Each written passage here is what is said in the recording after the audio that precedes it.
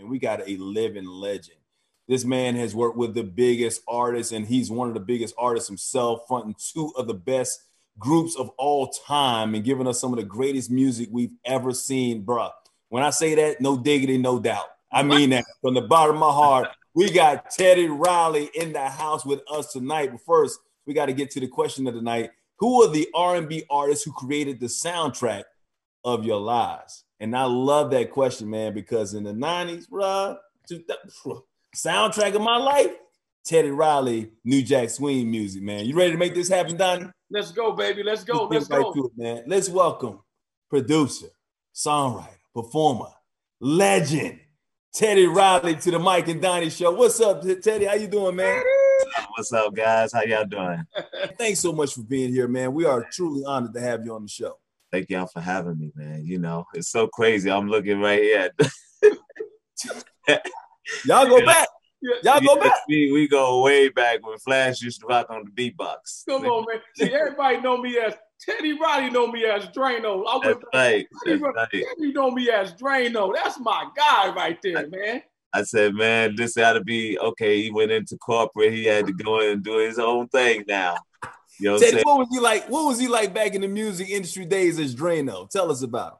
Well, I would say you had Gene Griffin, you had Suge Knight, you had Bill Underwood, you had who else? Bill Underwood, Barry Hankerson, you had Drano. Oh, don't do me like that. you know what I mean? And you know what, Teddy, you know, I really want you to bridge that gap between me and Dave again, because I love Dave, man. Oh, yeah. Big guy going, man. And you know, man, you are the catalyst to bring us all together, Teddy. You was the man who brought us all together, man. And I just appreciate you, Teddy, and I want to salute you, my brother. Oh, man, thank you. And, you know, I'm always going to do that. You know, I like to bring peace, especially to us as brothers. Mm-hmm. You know, that's the one thing that we find it hard to do is let bygones be bygones. And we usually take it to the grave. And next thing you know, that brother always had love for you. And I know you always had love for him. Right. It's like, you know, I have love for everybody. You know, that's, right. That's why I'm bringing, you know, Blackstreet back together. And I'm trying hard with Guy, but it's just hard. It's hard.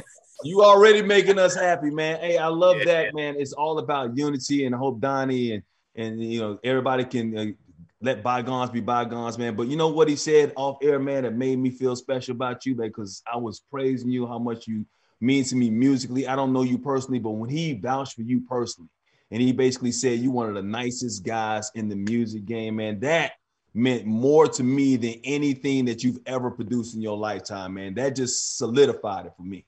Well, I represent for us, man, you know, because somebody's got to do it. Somebody's got to be the role model. And I try to conduct that the right way because we all have children, you know. So being that, you know, I learned shooting them with the humble. You shoot them with the humble and you get back humble, you know. And I learned that. Oh, I forgot. We forgot to name one person, Uncle Mike. Oh yeah, Uncle Mike Conception. Mike Conception. That's our dog. Uncle Mike Conception. You know, he managed me and did a lot of my business. Like he was a part of the Blackstreet project, and we brought that into Interscope. He brought it into Interscope, and it was crazy how he did it. But I could tell you one thing about him that no manager ever did with me was he never took a commission of my money. Why do you think he did it for you? Just out of love? He got it on the other side. Yeah. So like an insurance, you know, person, they don't get paid from the client, they get paid from the company. Yeah. And that's how he did it, because that's how, you know, come on, you know, Mike write his own rules and regulations, like you. and you know what I love about Mike Conception, Teddy, every time I was doing something wrong, he always would call me and say, hey man, stop that bull crap. Yeah. I'm not gonna come visit you in jail. You know what I mean? People think Mike is he's a gangster, but he has the biggest heart and he tells people what to do in the right way. That's right. Why I love Mike. One thing I learned about him is, you know, he have the street smarts, but he also have the corporate smarts, because he knew how to get into the office without being, you know, rah-rah like Gene. Yeah. You know what I'm saying? Like he just knew how to talk to them, and Jimmy was like, man, I want you on the team. And Yeah. that's how he was on the team of Interscope. And we did a lot of things over there, and we made a lot of success. And that's the one thing I always like to say about him, because he says so much about me, but a lot of people just don't know what he did for me. Mm-hmm. So I always let everyone know. I love him that he's able to turn his life around and try to make other people better, to turn their lives around. Well, man, you know, one of the things I love about you as well, man, is like, you know, I'm glad we can actually hear you tonight on the I love that we don't have any audio issues on the Zoom. I gotta tell y'all really about this audio issue, because a lot of people don't know. Everything happens for a reason. It's supposed to be 2 nights. So when the whole situation happened, I was trying to give people an after party, just like what they did. Had we had Babyface here, all would have been right. When you have one over there and one over here, and if the system is not same or they don't speak to each other, somebody's going to get the bad end of the stick. So that's what happened to me.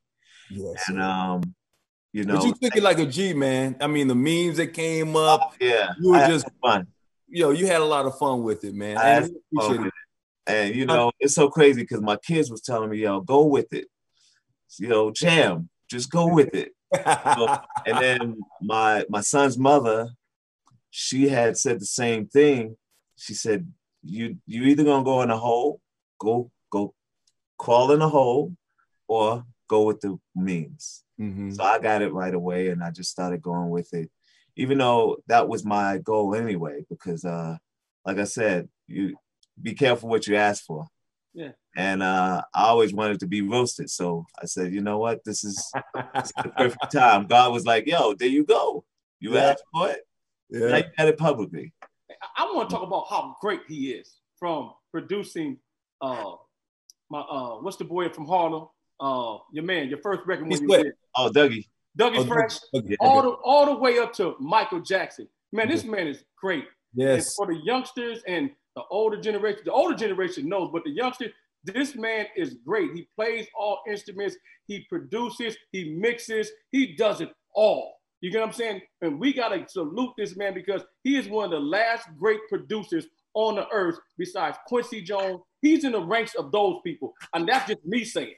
You know what I mean? So I just want to give you love, baby. Yeah, you deserve that.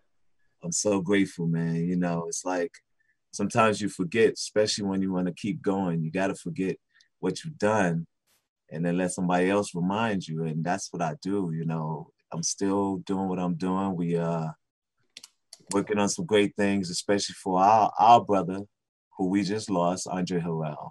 Yes. The Uptown film right now is our goal to get done this year, so that we can get that out there so people can know the true story about his life and his legacy.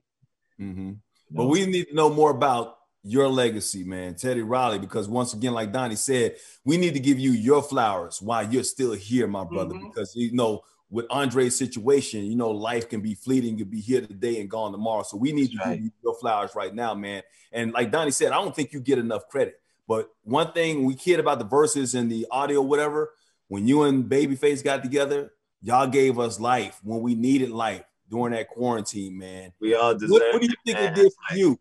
Because people were reminded of how great you are, man, because of that situation. What? Say that again? I'm sorry.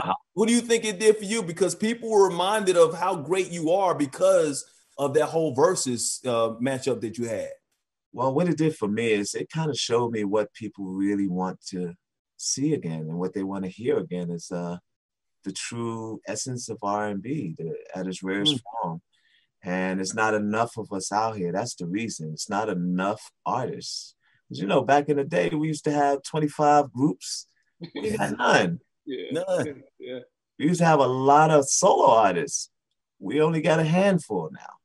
So that was then the agenda. Now the agenda is, you know, everybody's ready to bring back true music with substance. And I'm very happy to very happy to hear that, you know, everybody's in support of bringing R&B back, and just to see the VERZUZ and the reaction of us breaking the internet and still having any artist or any versa have beaten the R&B VERZUZ. You know, so we're waiting to see what stands the test of time. And right now, R&B still stands the test of time. You can see the R&B artists that you have as guests. These are great guys. You know, all it's going to take is all of us just getting out there. Let's do some music. You do music together or do music apart. Let's just do music, because that's how it was. Everybody jumped onto New Jack Swing back in the 90s, back in the 80s. So that's what made R&B strong, because there was a new sound of music.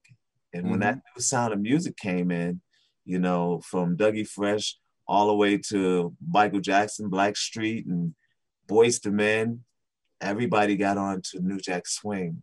You know, Jimmy Jam, Terry Lewis, Babyface, everybody just supported it. So I'm just happy about that. I want to actually talk about that and what New Jack Swing did to R&B on the other side. I got to take a quick break, but we're going to come right back on the Mike and Donny show with the legend, Teddy Riley, hanging out with us on Fox Soul.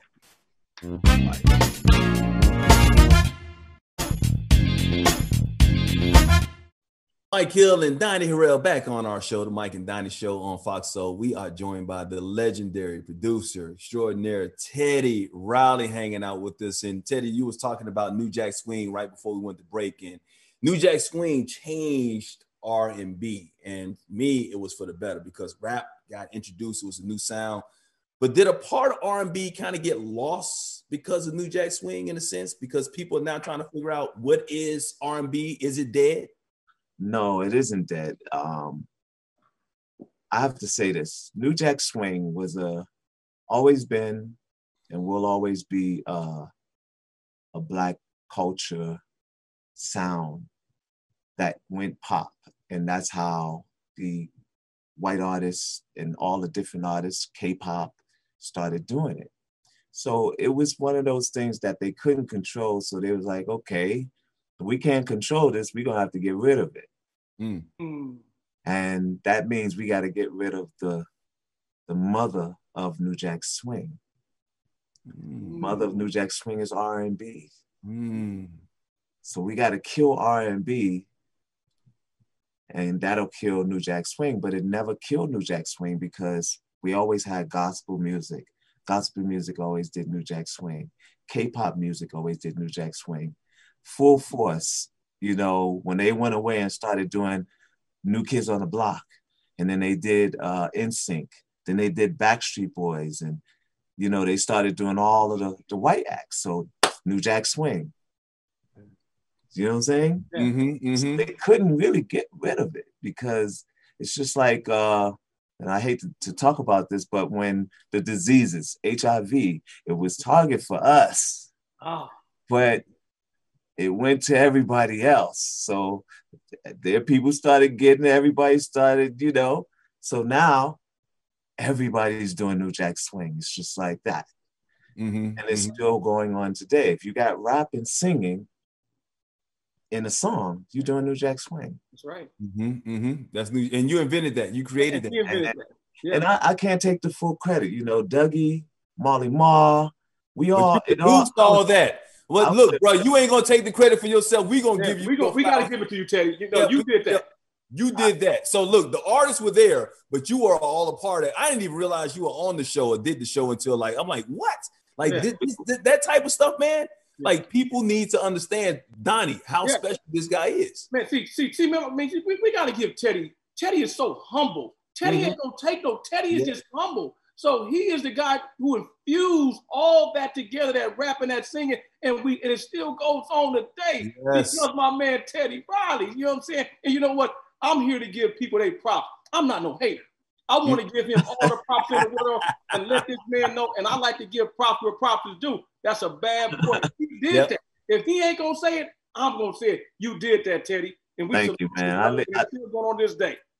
I leave it to everyone, you know, to say, and I'm just gonna keep going and doing what we love doing, man. And so we could talk again about the next thing, you know. And And that's how it goes. You know, I remember when radio back in the day, and the one guy who actually really, the first guy to push New Jack Swing, and that's Frankie Crocker. Mm-hmm. You know what I'm saying? We were on BLS. Is that WBLS? Yep. Yep. In New York. And in New York. on there, and they were doing Make It, Slam It or Jam It for I Wanna. And he was the guy, because truly the R&B part of New Jack Swing started with Keith Sweat. And you know, from a game of dice. Oh, tell us that story. Tell us about that. Tell us that story. Game of CeeLo. We were on the streets, and me and my brothers and all his friends, and we were playing CeeLo against the center, you know, and Keith came in the block. He's like, yo, I want to play.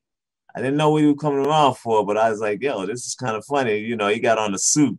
Like, he came to play some CeeLo with us. It was like, okay, you can play. And everybody thought they was going to take his money. He took all of our money. Wow. And when he took all our money, I said, I got money. Hold up, wait, stay right there. I went in the house. I live on the first floor. So I went in the house, got another rack, came out. He's like, all right, we're going to play again, but I don't want to gamble against you. And he was saying he didn't want to gamble against me. He was like, we gamble against them. But here's what I'm going to do for all y'all. I'm going to give y'all $100 back. Now, if y'all want to gamble, let's go. So they gambled. We wound up taking their money, and then we went inside, and he was like, he's like, little brother, yo, I need to talk to you about something. I didn't know what it was. He's like, yo, I heard you be doing music for everybody and, you know, all the rappers. Yo, would you come and join me on my record? Wow. You know, I'm doing an album. And I said, cool. I said, but I don't know about making R&B, man. I can make you some rap joints. He's like, yo, just throw them chords, the church chords you be doing. Throw them chords on there and let's see what it turned out to be. I said, all right, let me try something. He said, all right, what's your number? We had no cell phone, so got the house number, 212-862-7 something. And I was like, I'm not going to be in the house with no phone call. I'm going to be outside playing. But for this time, my mom answered the phone. She hit me. She called out of the window, hey, you got a phone call? And I went in the house and it was Keith. And I said, I got something. And he came back to the house and I played I Wanna for him. Wow. But before I played it, I sent it, I did the whole, how you say, ghetto copyright. Yeah. You sent it to yourself. Yeah. Put it in there, postmark. Address, postmark. Yeah. Sent it back to myself. And then he came and he heard the record. He was like, man, this is dope. And we started writing it right there. But I already had the hook. Because I had did it, you know, on my 12 track, you know, and I did all the hook and everything. And he was like, man, that's dope. This is what we gonna do. And he started singing the scene last night. Saw you standing there. Yeah. I was like, that's fly. And then we just went on with it. And next thing you know, we started working on more. He's like, let me know when you got more. I came with Make It Last Forever. Wow, man. Wow. And it's a joint right there, man. Like you went on to work for Michael Jackson, countless others, Keith Sweat, Bobby Brown, My Prerogative. I understand My Prerogative wasn't even supposed to be Bobby Brown. Like Guy wanted My Prerogative. So you wanted too late. Yeah. It was too late for the because we had already mastered. And what happened was, and so crazy what happened, Gene, it's like, man, we gotta finish this album, man. I said, so you can call me crazy. Timmy's not here to finish it. He only did the first verse. He said, man, we're gonna put that voice on there. I said, what voice? He said, that with the kid, the Albie show. The show guy, put that on there. And he made us put it on there and mix it with it. And nobody said nothing. Nobody didn't want to say nothing to Gene. But, you know, I have to tell the truth, you know, because Albie Sure is on there. And he should be compensated for it. And even though we haven't even made the money for it, right now we got our people, you know, who found our money. Wow. So you know, I just wanted to give I'll Be Sure that prop, you know, because a lot of people just didn't know, but they were, you know, they were curious. They know that voice. I'll Be Sure he's got a signature voice, you know. So I always put it out there, you know, because he did do that.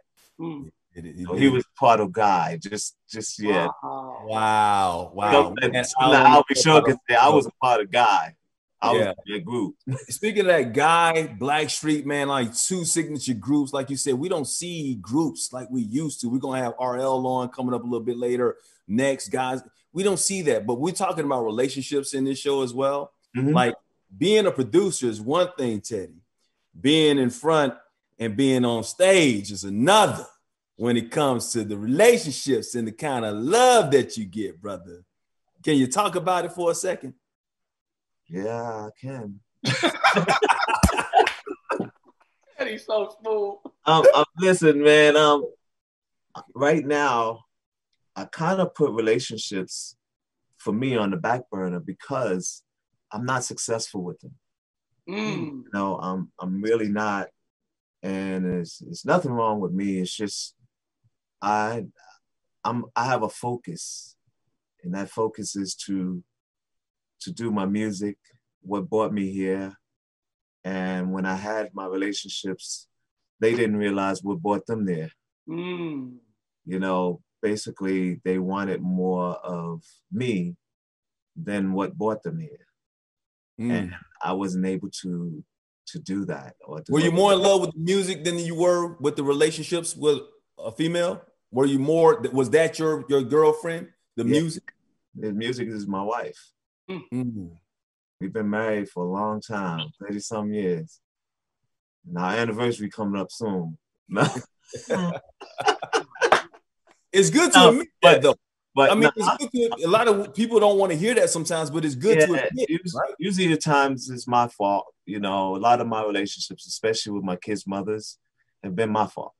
And you know, I have to admit it. You know, if everything becomes your fault all the time, you got to figure something out. And I figured it out. I said, you know what? I'll just date, you know, or have friends. And, you know, I'm not one to, if I have a friend, I'm with that friend, you know, and I just try to be truthful and transparent because I wasn't a good communicator. So when you're not a great communicator and you just don't feel like explaining, you got to leave that alone and explain to what you really, who you really love is my music. So I know how to explain that, why something don't sound right or something don't feel right. This is not a love song. So most of my experience with love songs have been my experience, but lately it's been other people's experience, you know, because I'm not in love right now. Is that tough that you can write a love song you can talk about? Because a lot of artists feel like they can write what they feel. So you got it inside you, but is it tough being able to write something that is a soundtrack to somebody else's heart, but you can't give that to another woman? No, not at all. That's why I talk to my friends. When they go through stuff, I'm the sponge, you know, and I take it and I run with it, you know, and that's what I've been doing. That's what Donny does for me. That's why we love you, Teddy, because you're so transparent and you're so real. Teddy, you know, I don't like a lot of people. And if I say I like you, that dude is a good dude, man. And man. He's so transparent and he's just truthful. And we as men have to take ownership about our relationship sometimes and let us know it ain't the woman's fault, it's our fault. And that's what I love, Teddy, because I was just talking about that this morning. I told him, baby, it wasn't your fault, it was all my fault. And I'm glad you said that, it's mainly always our fault because we have the egos. And we don't like being wrong, and then we'll tell them in front, you wrong, but you really wrong. Like, you really wrong. And I realized that I can't continuously being wrong. I got to be transparent and just say, listen, I'm not in this for a relationship, you know, right now.